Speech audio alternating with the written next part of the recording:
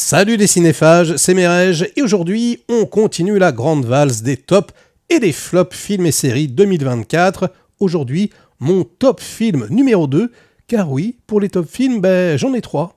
30 films, j'ai sélectionné 30 films. Rendez-vous compte, 2024 c'était une année assez incroyable, en tout cas en ce qui me concerne. Et donc ce top numéro 2 s'adresse à ceux qui aiment le streaming et le support physique. Donc tout ce que vous pouvez trouver sur Amazon Prime Video, Disney+, Netflix, etc. Et puis tout ce que vous pouvez acheter en DVD, en Blu-ray ou en Blu-ray 4K, que ce soit en Australie, aux États-Unis, à Hong Kong. Ah, j'ai été partout, je vous assure. Et on commence tout de suite. Il s'agit de Wolves, réalisé par Jon Watts. On l'aime pas tellement, parce qu'il a commis quelques Spider-Man qui sont vraiment ridicules. Mais Jon Watts, à la base, c'est un bon réal.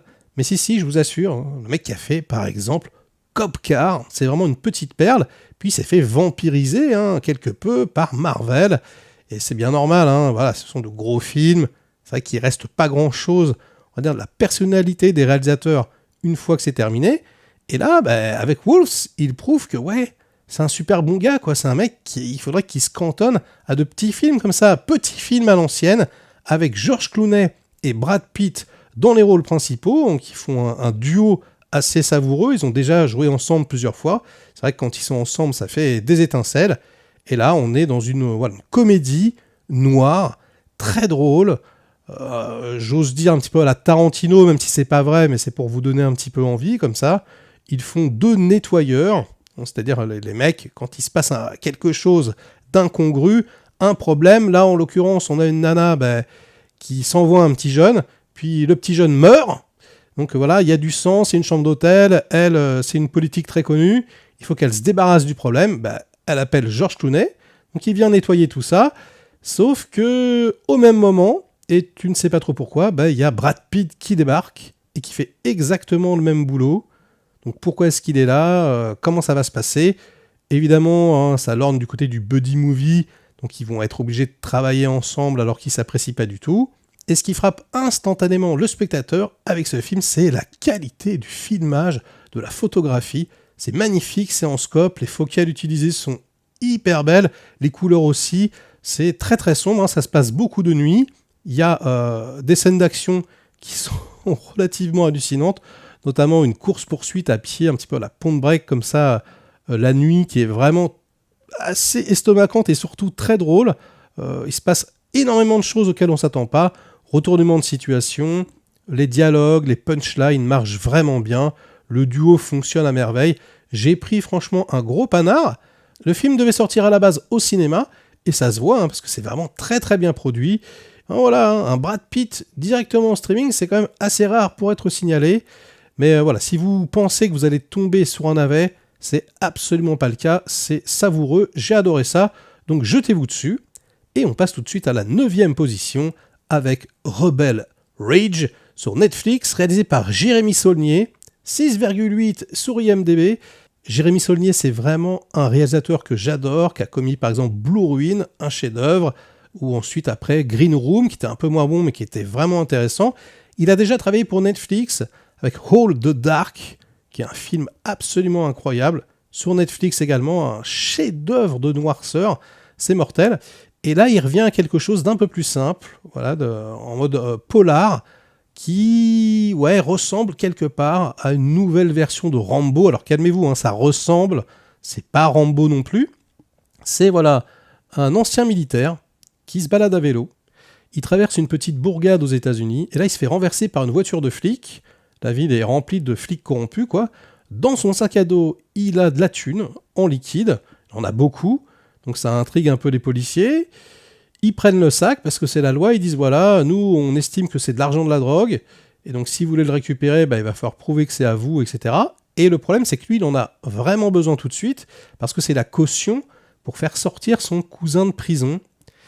Et du coup là il va y avoir confrontation entre cet ancien marine et les flics corrompus dont le chef est interprété par Don Johnson.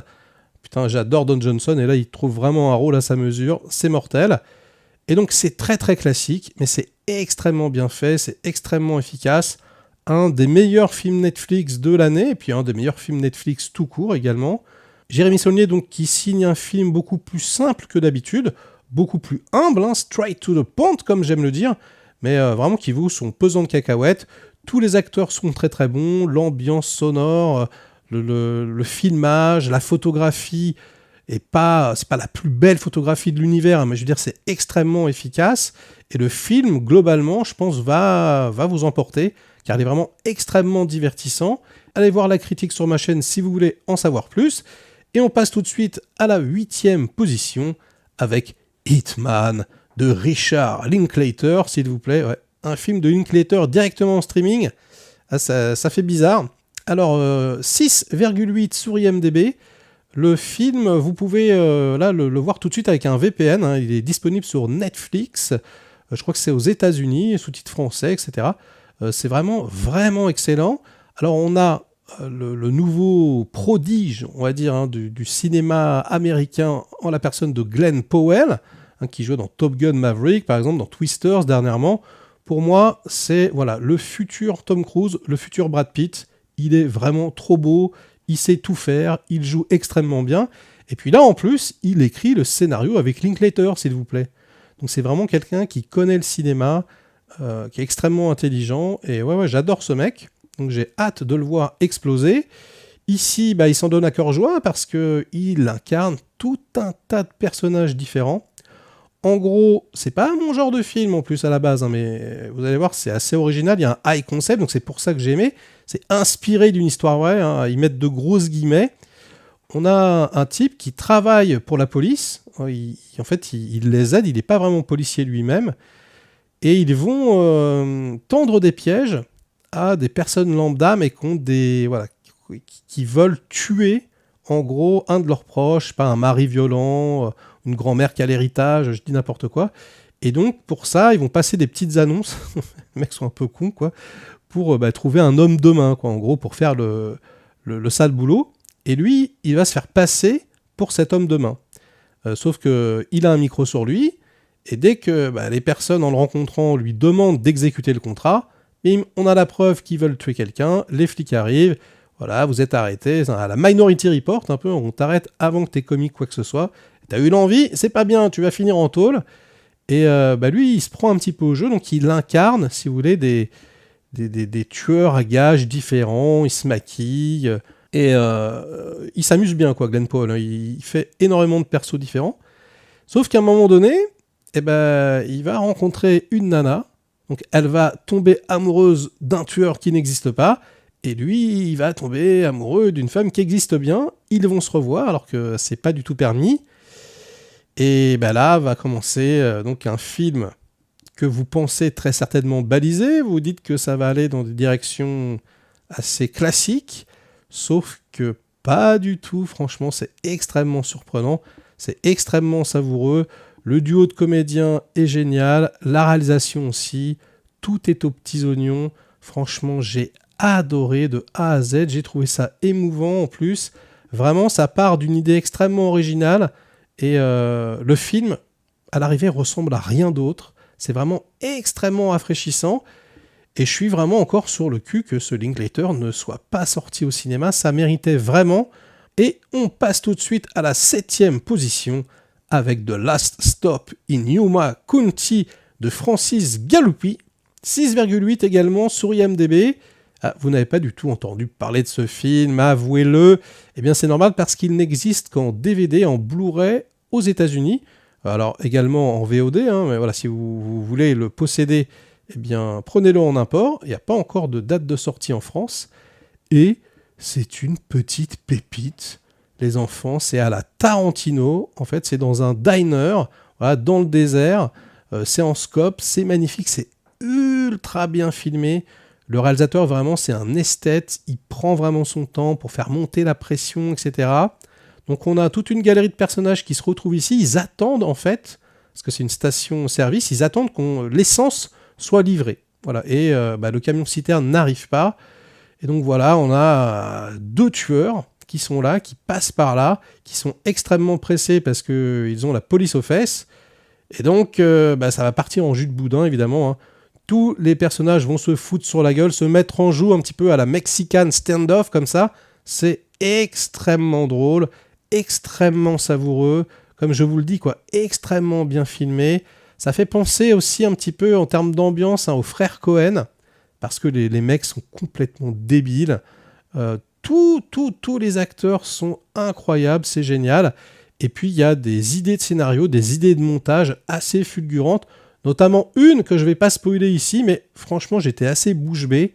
Donc voilà, une pépite venue du désert, un météorite inconnu. Faites-moi confiance, vous allez adorer ça. The Last Stop in Yuma County, c'est chaudement recommandé. Et en 6e position, on passe à un film coréen, Soulèvement, sur Netflix. C'est un film de sabre coréen réalisé par Kim Sang-man et écrit, s'il vous plaît, par Park Chan-wook. Ah bah ouais, c'est comme ça, oui, le réalisateur de Old Boy. Donc on est dans un film de sabre extrêmement impressionnant. Il y a en gros une mise en abîme avec l'histoire de la Corée, comme très souvent, parce que c'est l'histoire, on va dire, de deux amis que tout oppose, comme la Corée du Sud et la Corée du Nord. On a le fils d'un seigneur qui doit devenir épéiste, puis on a l'esclave de ce même seigneur qui, en gros, se prend des coups de bâton à chaque fois que le fils du seigneur, le vrai, fait une connerie ou se trompe, ou voilà, quand il suit ses cours, par exemple, d'escrime. S'il n'est pas bon, c'est l'esclave voilà, qui se fait frapper à sa place. C'est quand même assez dingue. Et finalement, l'esclave devient un meilleur épéiste que le vrai fils. Et du coup, ils envoient l'esclave à la place du fils, une sorte d'examen voilà, pour que la famille récolte les lauriers. Voilà, mon fils est devenu le meilleur épéiste du truc, etc. Sauf que c'est un vrai mensonge, vu que c'est l'esclave. Et du coup, on a des guerres tout autour de ça. On a évidemment la confrontation entre les deux amis qui est de plus en plus intense, qui va devenir fratricide, j'ai envie de vous dire. Et c'est incroyablement bien mis en scène. On a des mouvements de caméra très originaux, très percutants. Je vous donne un petit exemple comme ça qui me revient. Il y a les caméras qui sont fixées à même les sabres, parfois. Donc c'est extrêmement dynamique, ça procure des sensations assez inédites dans les scènes de sabre. C'est mortel, on est captivé du début à la fin. C'est extrêmement noir, par Chan-wook oblige, extrêmement divertissant, extrêmement violent, et à mon sens, un des meilleurs films Netflix de l'année. Donc jetez-vous dessus, c'est vraiment très très bon. Et en 5e position, on continue avec un film italien, Adagio, de Stefano Sollima, 6,6 sur MDB, c'est pareil, ça mérite au moins 7,5, c'est incroyable. Donc Sollima, c'est quand même quelqu'un de complètement sous-estimé. Dernièrement, il a réalisé Sicario 2, par exemple. C'est lui qui a chapeauté toute la série 000. C'est un master killer, il est vraiment trop fort. Et là, il le prouve une fois encore. Donc ça se passe à Rome. Les premiers plans du film sont absolument sidérants, notamment les top shots sur Rome, la vue de nuit, avec tout autour des flammes rouges vifs. T'as l'impression que la ville va se faire happer par ces flammes très très rapidement. Et les personnages donc, qui composent cette histoire ont l'air d'en avoir rien à battre. Il y a des coupures de courant. C'est vraiment ambiance post-apocalyptique quelque part. Et alors que pas du tout, c'est un film très très moderne, mais ça donne une atmosphère comme ça un peu fantastique, étrange. On va suivre l'histoire d'un jeune mec d'un jeune gangster, enfin en tout cas en devenir, et en gros, il est obligé, parce qu'il s'est fait choper par les flics, il est obligé de porter un micro et d'aller espionner quelqu'un, de ramener des preuves. Et finalement, c'est pas du tout ce qui est prévu qui va se passer. Il se retrouve avec les flics au cul. Il se retrouve également avec les gangsters, la mafia au cul. Et il cherche de l'aide. Et donc, il y a de vieux gangsters qui vont se réveiller, de vieux acteurs que vous allez reconnaître qui sont magnifiques.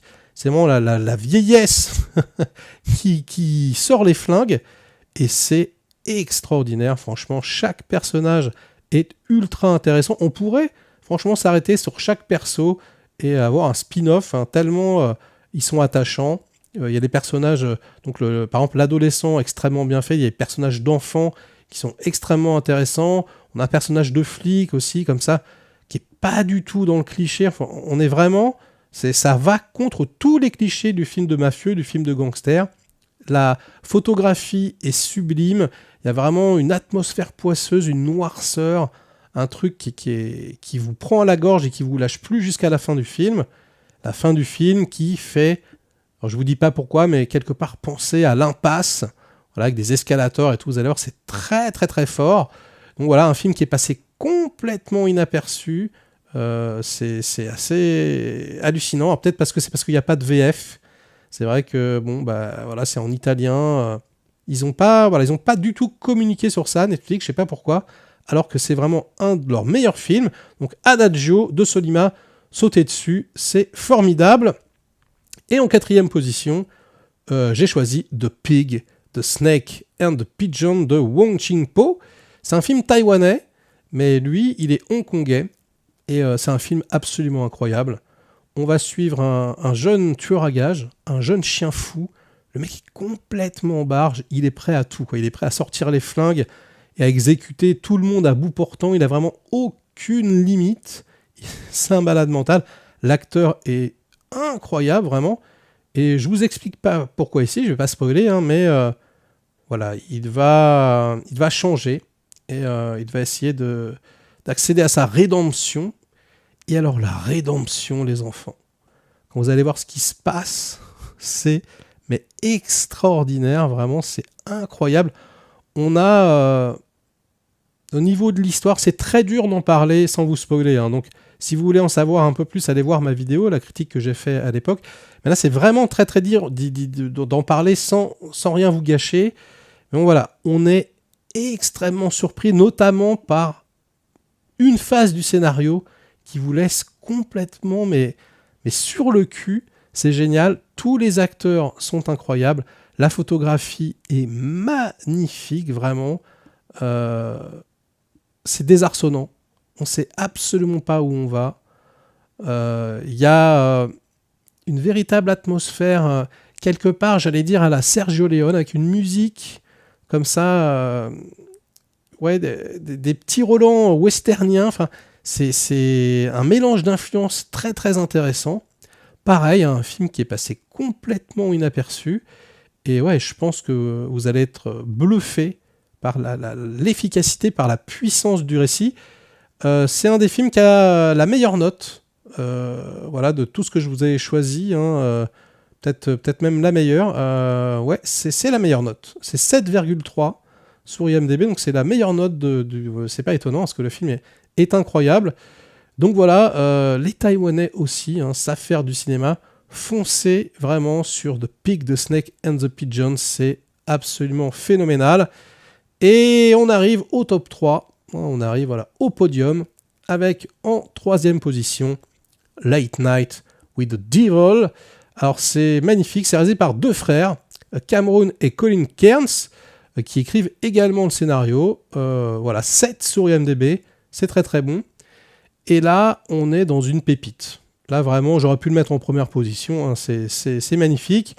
Il a été repéré par beaucoup de monde, celui-ci, hein, parce que vraiment, c'est une dinguerie.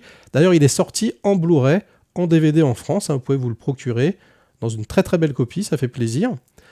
On est en 1977. C'est un faux found footage. Voilà, genre, au début, ils expliquent, on a retrouvé les images, on a retrouvé l'émission d'origine, parce que c'est un late night show, vous savez, la Jimmy Fallon, comme ça, avec quelqu'un qui parle à un public, le public est vraiment sur scène, il y a l'orchestre à côté, etc. C'est pendant Halloween, et donc, on raconte l'histoire d'un présentateur qui a beaucoup de succès, mais qui est toujours 2e, en fait. Il n'arrive jamais... voilà, il est un peu en perte de vitesse. Et du coup, là, Halloween, il décide de faire un truc incroyable. Donc, il appelle vraiment des mecs assez étranges, des mecs qui vont lire dans vos pensées, qui vont vous hypnotiser, etc. Enfin, voilà. En même temps, c'est très amusant parce qu'il amène des debunkers. Donc, des mecs qui vont dire non, mais ça, c'est truqué, etc. Donc, c'est assez marrant. Et puis, il fait appel à une psy alternative. Voilà, on ne sait pas trop. Voilà, qui est censée... défendre des enfants plus ou moins possédés par le démon, enfin voilà, des choses un peu bizarres, occultes comme ça. Et donc le film vous dit, parce que c'est filmé vraiment comme dans un late show. On a vraiment l'impression de regarder un Jimmy Fallon 77, c'est assez marrant, sauf qu'il vous explique également qu'ils ont retrouvé des images des coulisses. Donc, on voit parfois les techniciens pendant les pauses, pendant la pub, les mecs parler, et donc ils ont retrouvé toutes ces images, ils ont fait un montage avec, et il y a une des plus belles idées de scénario de l'année. C'est génial, je vais pas du tout vous spoiler le truc, mais franchement, c'est une idée de génie. Vraiment, je pense que c'est pour ça que le film marche autant, cartonne autant. Stephen King a dit c'est génial, c'est incroyable. Mais ouais, c'est vrai, c'est génial, c'est incroyable. Il y a vraiment, j'adore ça quoi, quand on est bluffé, quand on a une idée de cinéma, un truc complètement inédit qui vous saute à la tronche. Et waouh, mais qu'est-ce que c'était bon quoi, qu'est-ce que c'est satisfaisant. L'acteur principal, il est génial, enfin tous les autres d'ailleurs. La reconstitution magnifique. Et puis voilà, quoi, ce fantastique qui grignote petit à petit le métrage, c'est franchement extraordinaire. Donc jetez-vous dessus. Late Night with the Devil, c'est vraiment, vraiment immanquable. Et on passe tout de suite à la deuxième position avec Strange Darling de J.T. Molnar, 7,1 sur IMDb. Alors c'est un film qui n'est pas disponible en France, qui n'est pas disponible en streaming, mais vous pouvez acheter le Blu-ray, le DVD aux États-Unis. C'est incroyable.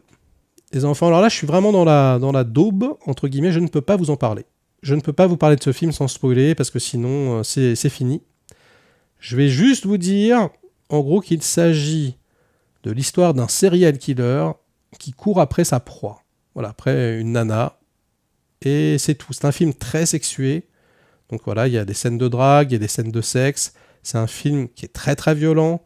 Donc on a des gunfights, des poursuites, on a des scènes vraiment très dures où lui, par exemple, il va étrangler, comme ça on voit il étrangle ses victimes, etc., etc. Mais bon, là, quelque part, on est en terrain connu. Hein.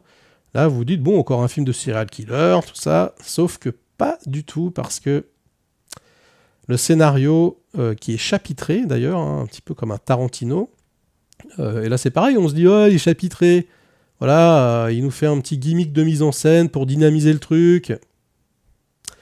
Non, c'est dur de vous en parler sans vous spoiler. Mais non, justement, c'est ultra pertinent. Et le film est tellement bien joué, les deux acteurs sont tellement, mais incroyables, vraiment. Une ambiance musicale, pareil, qui est sublime. On a en plus une texture d'image vraiment sublime. Et c'est pas étonnant parce que le film est tourné en 35 mm, en pellicule, et donc ça pète à la gueule vraiment des ambiances 80-90 avec du rouge tranché, du bleu tranché, comme ça, j'adore ça. Et alors, cette photographie, qui est absolument magnifique donc, eh bien elle est signée Giovanni Risibi. Oui, l'acteur. C'est pas incroyable, et donc c'est la première fois qu'il travaille sur un long métrage. Il a déjà fait des clips et tout. Ouais, c'est un excellent comédien, il joue dans Avatar par exemple, hein, c'est lui qui... Voilà, vous savez qu'il joue avec sa petite balle de golf, là, qui est le boss, le big boss. Voilà, et ben là, il a changé de registre. Maintenant, il fait de la photographie, il est chef-op, et il est beaucoup trop fort. Ce film est beaucoup, beaucoup trop beau. Vous allez voir, c'est un jaw-dropping, c'est incroyable. Donc voilà, très, très difficile de vous en dire plus. Vous pouvez toujours aller voir ma critique si ça vous fait plaisir, ça me fera plaisir aussi. Mais je vous conseille de ne rien regarder de plus. Regardez même pas de bande-annonce. Voilà. Retenez juste le titre si vous voulez pas acheter un film au pif comme ça. Hein, bien que vous devriez. 7,1 sur IMDb. C'est la deuxième meilleure note de tout ce que je vous ai sélectionné aujourd'hui. C'est absolument génial. Voilà, j'ai adoré ça. Donc ça devait impérativement finir dans mon top. Et pour la première place, eh ben c'est un ex-aequo. Donc on a deux films de sabre, on a deux films donc de kung-fu, deux films asiatiques, deux films chinois. Le premier c'est 100 Yards de Yu Haofeng et Yu Jiangfeng. Ça se passe un petit peu, vous voyez, les ambiances Shanghai Ground comme ça, on dirait un petit peu les Incorruptibles, mais en mode chinois, avec une reconstitution historique de toute beauté. Je sais pas combien ça a coûté, mais c'est hallucinant, la reconstitution, elle est incroyable. L'histoire est très très simple. En gros, on a un maître des arts martiaux, hein, le fameux Sifu, vous voyez, qui meurt. Et du coup, il y a son fils et son meilleur disciple qui vont s'affronter pour savoir qui prend la succession. En fait, on est dans une ville où il y a différents groupes qui protègent. Voilà, ils ont des frontières qu'ils ne peuvent pas dépasser. Voilà, ils contrôlent des hommes et ils essayent de maintenir l'équilibre de la paix à l'intérieur de cette ville. C'est un film très statique, c'est un film très silencieux, c'est un film très contemplatif, c'est un film avec une photographie mais juste ébouriffante, et c'est un film avec des chorégraphies d'arts martiaux totalement inédites. C'est assez hallucinant, il n'y a quasiment pas de câble, il y a l'utilisation d'objets, d'armes que j'avais jamais vu de ma vie, alors que des films d'action, d'arts martiaux, j'en ai vu des centaines et des centaines, quoi.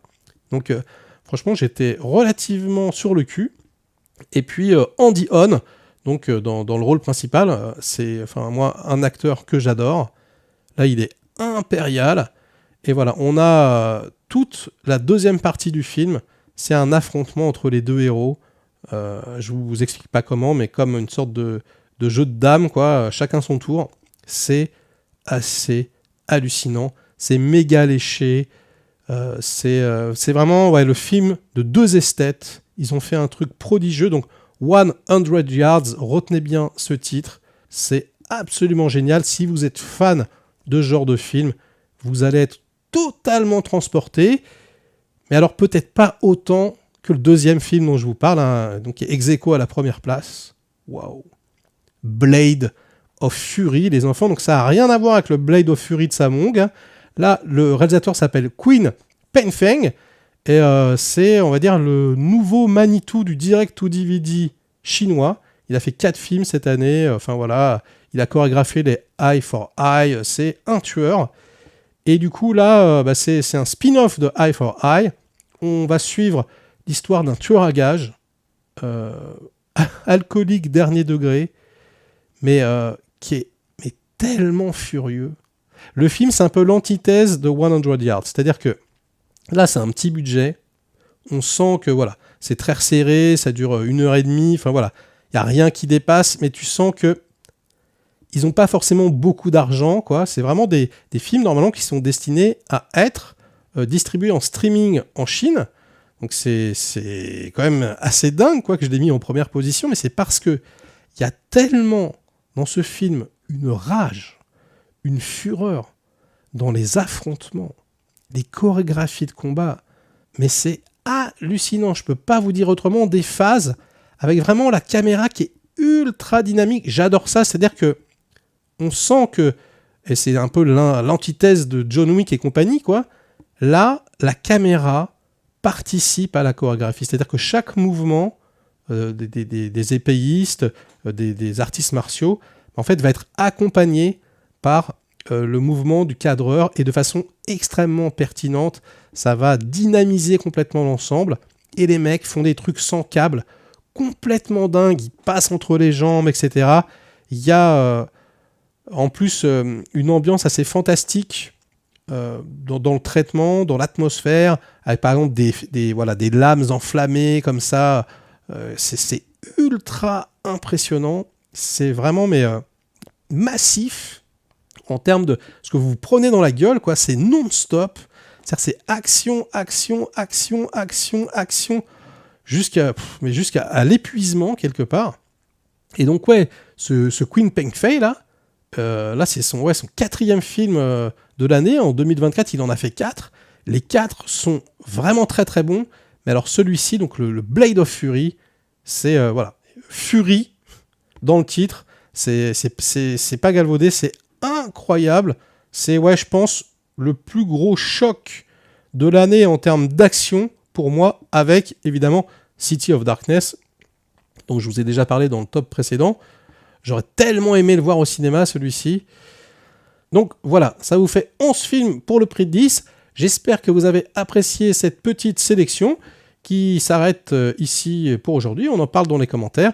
Et donc il me reste un top film, un top 10 films. Et là, ça sera le top un petit peu, où je vais me la jouer cinéphile. Donc ça va être rigolo. C'est à vous de jouer, hein. Likez si vous avez apprécié, délikez sinon. Inondez-moi donc de commentaires comme d'habitude pour faire marcher le petit robot YouTube. Et nous, on se retrouve très vite pour de prochaines aventures. Ciao!